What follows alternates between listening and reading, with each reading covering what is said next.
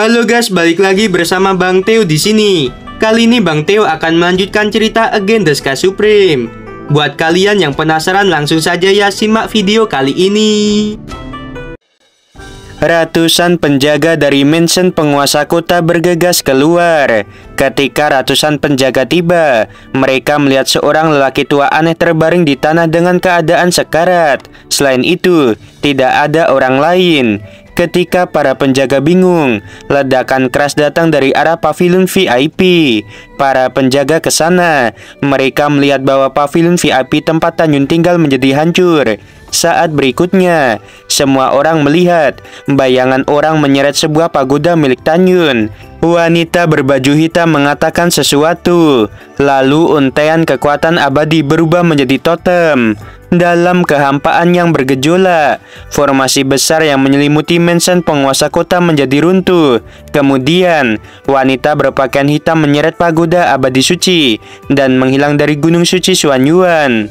Melihat bahwa kapten penjaga tidak dapat mengejar wanita berbaju hitam itu, Sang Sihong berkata dengan cemas, "Di mana wakil Jenderal Tan?"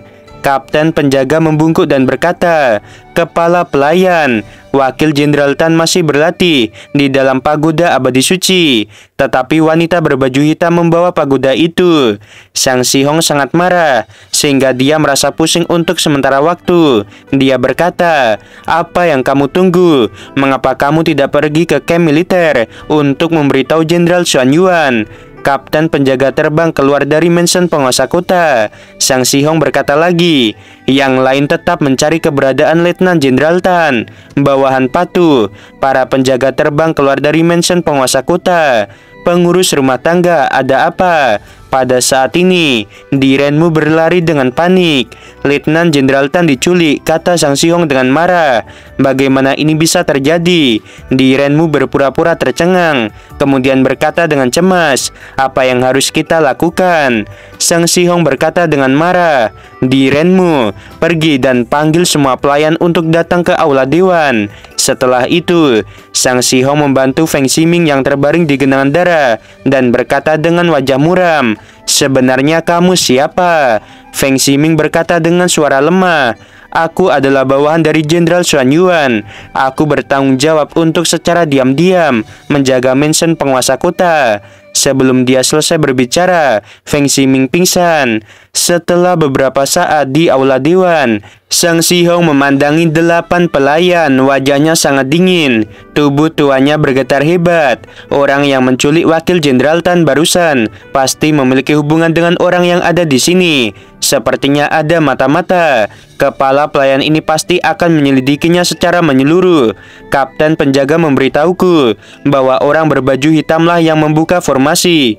Tidak ada yang tahu tentang formasi ini kecuali penguasa kota, Jenderal Xuanyuan, Nona muda kedua, dan Tuan muda ketiga. Sebelum orang itu ditemukan, siapapun di antara kalian yang berani meninggalkan mansion penguasa kota tanpa izin akan dihabisi tanpa ampun. Pada saat yang sama, wanita bertopeng mendarat di ngarai seperti jurang. Dia membuka gua dengan pedang dan menyeret pagoda abadi suci ke dalam gua. Setelah itu, dia menempatkan pagoda abadi suci. Cincin abadi miliknya menyala. Potongan-potongan fondasi formasi terbang keluar dari rumah gua. Saat berikutnya, kekosongan bergetar. Lubang di tepi ngarai menghilang dan berubah menjadi pohon raksasa. Rupanya, dia sedang membuat formasi ilusi. Di dalam gua, wanita bertopeng itu masih menutupi wajahnya. Ya, dia adalah Sima Feier. Dia bertindak sangat hati-hati. Meskipun di matanya, Tanyun hanyalah seekor semut, tetapi dia tidak akan pernah mengungkapkan identitasnya sebelum menghabisi semut itu. Pada saat ini, Sima Feier menatap pagoda abadi suci tingkat tinggi. Matanya menunjukkan kekesalan. Dia marah dan kesal karena dia adalah master formasi abadi suci tingkat atas. Tetapi dia tidak bisa melihat bagaimana cara membuka pagoda itu. Tanyun, keluarlah dan mari kita bicara, kata si Mafeyer mencoba menenangkan nada suaranya. Segera, dia merasakan kesadaran abadi, dilepaskan dari lantai 66 yang menutupi dirinya. Pada saat ini, tawa Tanyun terdengar. Wow, tubuhmu ramping, terutama sepasang gunung di bagian dadamu. Gadis kecil ini ternyata dalam kondisi yang baik. Hanya melihat tubuhmu, aku ingin menghancurkanmu. Mendengar ini, si Mafeyer gemetar karena marah. Kamu mencari kematian. Tanyun di dalam pagoda duduk bersila sambil berkultivasi dan membuat pil. Lalu dia berkata, apakah kamu ingin aku mati? Tanyun tetap tampak tenang, bahkan si Yuan Supreme dan Xingtian Supreme tidak dapat membuka formasi yang ditetapkan olehnya, apalagi wanita bertopeng ini. Tentu saja, hanya ada satu situasi di mana Tanyun bisa ditangkap, yaitu menghancurkan pagoda abadi suci. Tanyun cukup yakin bahwa di tanah terbengkalai ini, hanya sedikit orang yang bisa menghancurkan pagoda abadi suci tingkat tinggi. Karena itu, Tanyun sangat tenang. Kamu orang yang tidak tahu malu, kata si Mafeyer sambil kehabisan napas. Tidak peduli bagaimana si Mafeyer berusaha, dia tidak dapat menemukan cara untuk membuka gerbang pagoda. Tanyun mendengus dingin. Katakan padaku, apakah kamu orang Sima Yongsheng atau Miao Silin? Si Mafeyer berkata, tidak peduli siapa itu, yang penting kamu harus mati. Apakah kamu pikir jika bersembunyi di dalam seperti kura-kura, aku tidak bisa menghabisimu? Mendengar ini, Tanyun berkata sambil mencibir, baiklah kamu coba saja, kakekmu ini akan tidur dulu. Setelah itu, Tanyun mengabaikan si Mafeyer. Pada saat ini, Tanyun berspekulasi bahwa wanita ini dikirim oleh Miao Silin, Nilong, atau bahkan Sima Yongsheng. Pada saat yang sama, Tanyun tidak berani meninggalkan pagoda abadi karena dia tidak bisa melihat kultivasi wanita ini. Sejak Tanyun diculik oleh si Mafeyer, Tanyun telah melepaskan kesadaran abadinya. Dia tahu bahwa wanita ini membawanya ke ngarai. Tanyun mencibir dalam hatinya, aku ingin melihat bagaimana kamu memaksaku keluar. Setelah itu, Tanyun terus berlatih sambil membuat pil. Si Mafeyer berkata dengan ganas, Tanyun, kamu orang yang tidak tahu malu. Kamu semut di ranah hukum abadi tingkat ke-8. Pernahkah kamu mendengar tentang benih api abadi tingkat tinggi, yaitu api matahari sejati? Jika kamu belum pernah mendengarnya, aku dapat memberitahumu bahwa api itu sangat panas. Bahkan senjata abadi suci tingkat tinggi pun dapat dibakar. Meskipun aku tidak bisa melihat peringkat pagodamu, itu tidak penting. Yang penting adalah wanita ini punya waktu untuk menghabisimu. Mendengar ini, Tanyun yang sedang duduk bersila tiba-tiba membuka matanya, mengungkapkan kegembiraan yang tidak terkendali. Benih api matahari sejati tidak hanya berharga, tetapi juga sangat langka. Tanyun awalnya khawatir bahwa dia tidak dapat menemukan benih api. Dia tidak pernah berpikir bahwa sekarang waktu yang tepat.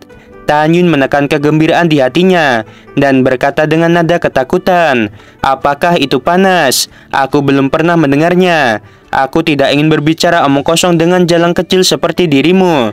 Jika kamu memiliki kemampuan, gunakan saja. Di dalam gua, si Mafeyer gemetar karena marah. Aku akan membakarmu hidup-hidup. Si Mafeyer mengeluarkan benih api matahari sejati yang telah dimurnikan menjadi api kehidupannya. Api itu langsung menyelimuti pagoda. Waktu berlalu menit demi menit, dan sebulan kemudian, pagoda abadi suci tingkat tinggi terbakar merah. Aku ingin melihat berapa lama kamu bisa bertahan, kata si Mafeyer dengan dingin. Pada saat ini, Tanyun di lantai 66 telah mengeluarkan api Hongmeng. Dia memanipulasi api Hongmeng dan mengubahnya menjadi jaring raksasa, menempel di dinding bagian dalam pagoda seperti harimau yang merayap. Akibatnya, Tanyun tidak merasakan panas dari api matahari sejati. Tanyun tidak segera mengendalikan api Hongmeng karena menelan api matahari sejati sangat sederhana. Tatapan licik melintasi mata Tanyun. Dia diam-diam berkata, kemungkinan besar dia akan kembali ke rumahnya.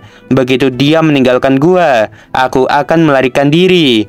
Meskipun Tanyun tidak sabar untuk membiarkan api Hongmeng menelan api matahari sejati, tetapi dia tahu bahwa sekarang bukan waktunya. Diam-diam merenung di sini. Suara kesakitan Tanyun yang pura-pura terdengar. Sudah kubilang, suhu ini bukan apa-apa bagiku.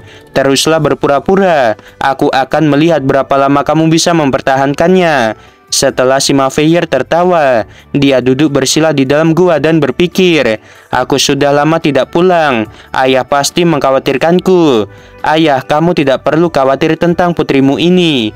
Aku percaya bahwa dalam sebulan paling lama, Tanyun akan dibakar sampai mati. Pada saat itu, aku akan kembali ke rumah. Waktu berlalu dengan cepat.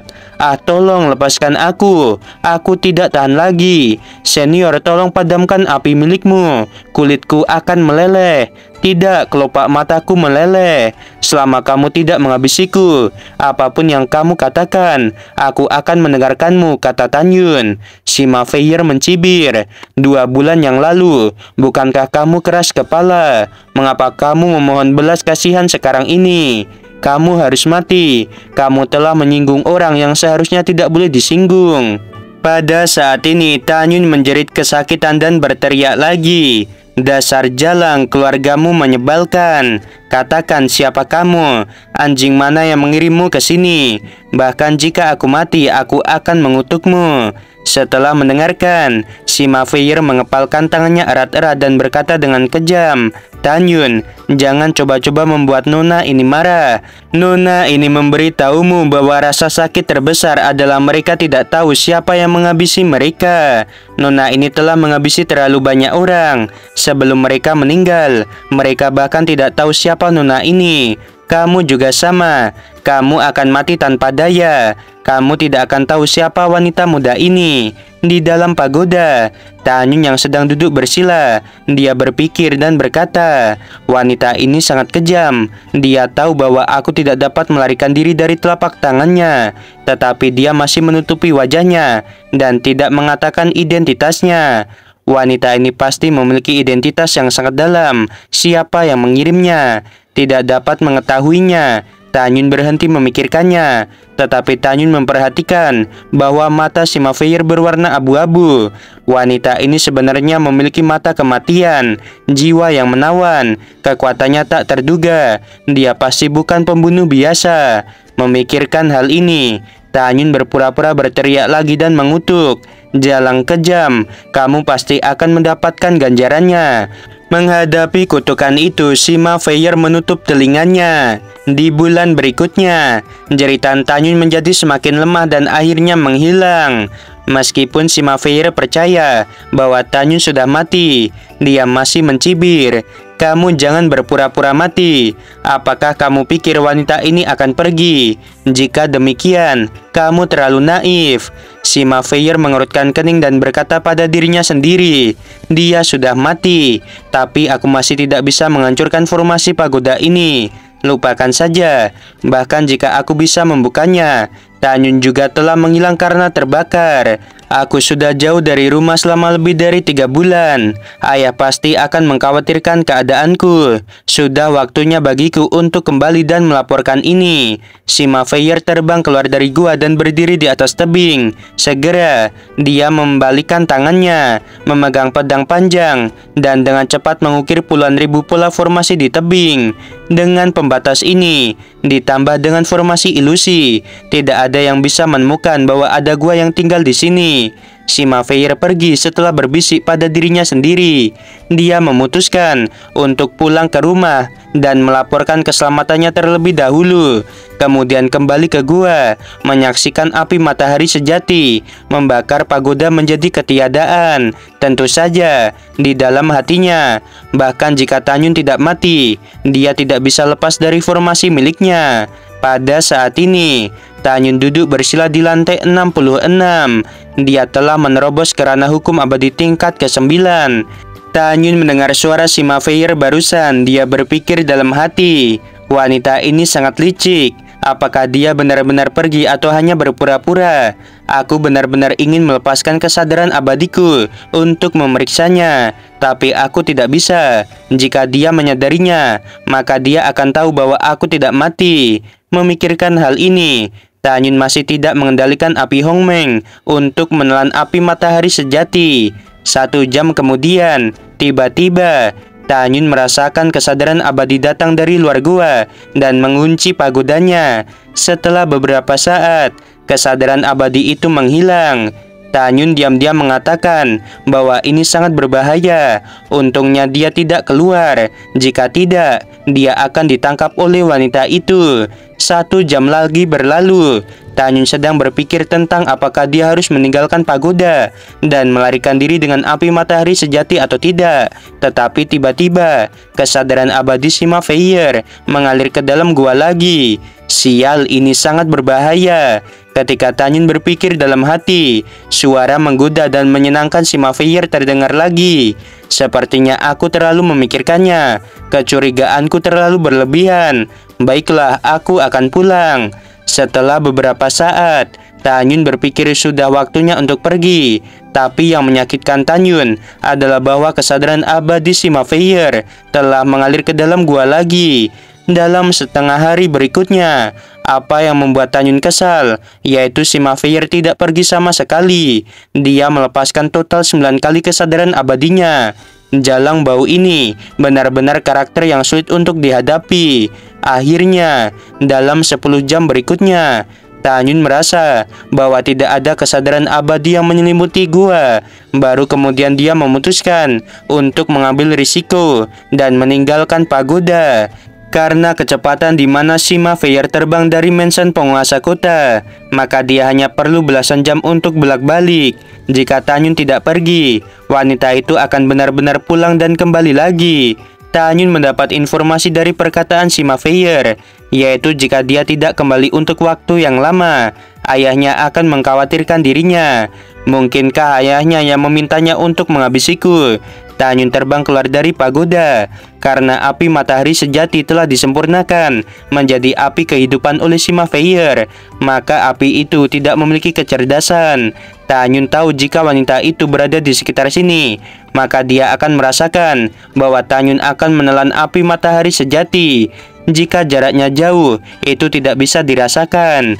Karena wanita ini telah pergi selama 10 jam dengan kecepatan terbangnya, dia pasti tidak dapat merasakan apa yang aku lakukan. Jalang bau, kamu pasti tidak membayangkan bahwa aku tidak hanya tidak mati, tetapi aku akan melahap api milikmu.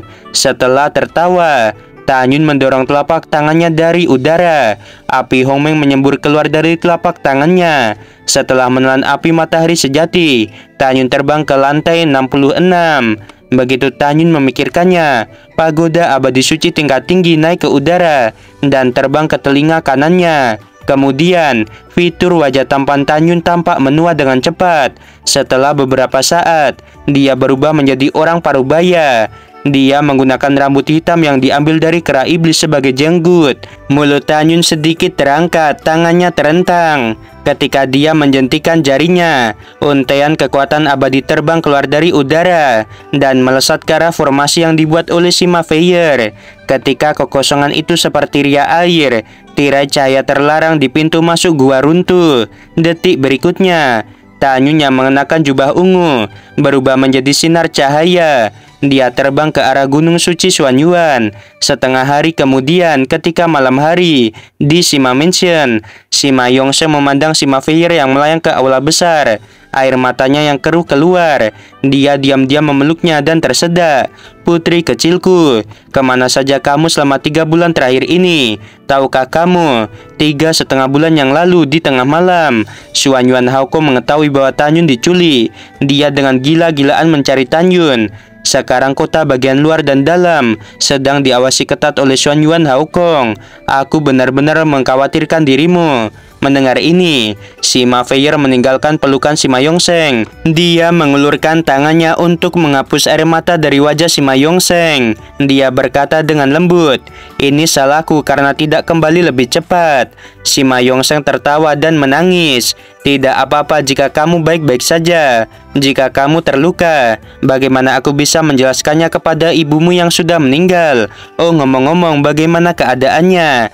Sima Feier mengangguk dan berkata dengan nakal, "Ayah, jangan khawatir, Tanyun telah berubah menjadi abu." Sima Yongsheng membelai janggutnya dan tersenyum. "Baguslah, Tanyun sudah mati." Setelah itu, Sima Feier memberitahu Sima Yongsheng tentang cara membakar Tanyun. "Ayah, sekarang aku akan pergi ke gua lagi, kemudian kembali setelah pagoda itu menjadi abu." Suara Sima Feier baru saja jatuh dan tiba-tiba seluruh tubuhnya bergetar karena kegembiraan. "Putriku, ada apa denganmu?" tanya Sima Yongsheng. Sima Feier berkata dengan gembira, "Ayah, aku tiba-tiba merasakan penghalang ranah Kaisar Suci. Sekarang aku harus mundur dan segera menerobos ranah." Sima Yongsheng sangat gembira. Dia berkata, "Tanyun sudah mati. Putriku yang berharga akan mencapai ranah Kaisar Suci dalam waktu dekat ini." Bagi keluarga Sima, ini adalah kebahagiaan ganda. Sima Feier yang hendak mundur tiba-tiba memikirkan sesuatu dan berkata dengan dingin, "Direnmu hanyalah bidak catur yang kita atur di mansion penguasa kota.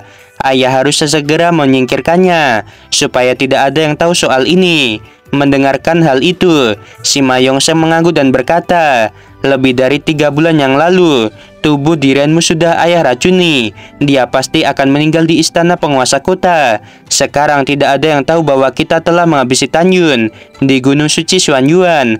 Pada saat ini, kemarahan di aula sangat ditekan sehingga terengah-engah. Di aula, Xuanyuan Haokong kehilangan banyak berat badan karena dia khawatir tentang Tanyun. Xuanyuan Haokong memelototi 10 jenderal abadi dan 100 letnan jenderal. Dia meraung, 'Apakah kalian semua bodoh? Sudah 3,5 bulan aku tidak dapat menemukan Tanyun. Apa gunanya bertanya pada kalian?' Semua jenderal abadi dan letnan jenderal baru pertama kalinya melihat Xuanyuan Haokong sangat marah. Xuanyuan Changfeng berkata, "Paman, kamu tenanglah, tapi kita harus menghadapi kenyataan. Saudara Tan telah diculik oleh orang di ranah Kaisar Manusia begitu lama. Kamu harus tahu bahwa dia tidak lagi hidup." Tanpa menunggu kata-kata Xuanyuan Changfeng selesai, Xuanyuan Haokong meraung dengan marah, "Aku tidak mengizinkan kamu untuk berbicara omong kosong. 4 keterampilan Yuner adalah yang terbaik di kota Xuanyuan ini. Dia juga tidak diragukan lagi. Yang pertama di seluruh alam abadi Hongmeng ke-9. Bagaimana mungkin orang seperti dia mati? Aku tidak percaya, aku tidak percaya." Oke guys, sampai sini dulu ya. Sebelum video berakhir, Mimin mau bilang sungguh membagongkan. Terima kasih.